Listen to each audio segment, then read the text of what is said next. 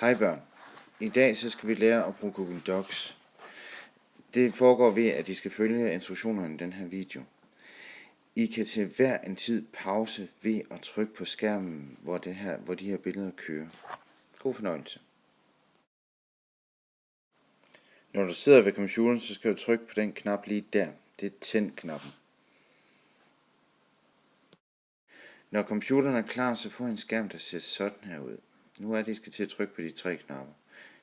Kig ned på tastaturet, og de tre knapper, det er kontrol og alt, som I holder ned først.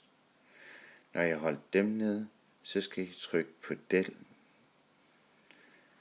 Det skulle gerne via et skrivefelt, I kan skrive i. Tag jeres computerkort frem.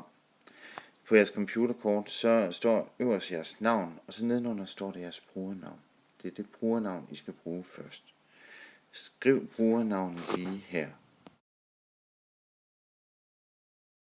Når I har skrevet jeres brugernavn, skal I skrive jeres kode. Klik ned på det felt, pilen peger på, og skriv koden. Det er den, der står nedenunder brugernavnet. Så er computeren åben. I skal nu finde Google Chrome.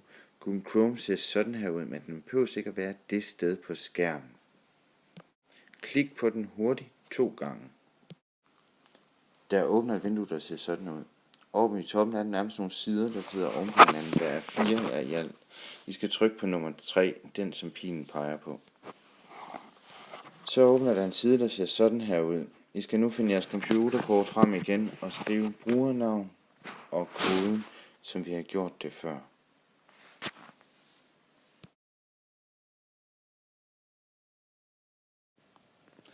I er nu inde på Google Docs. I skal ind på de delte filer, det vil sige, at I skal trykke, hvor pilen peger.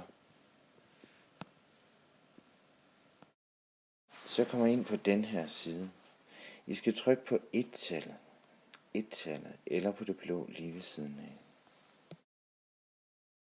Og så er I kommet ind i Google Docs i dokumentet, hvor I kan vælge, hvor I så vil hen. Tak for denne gang.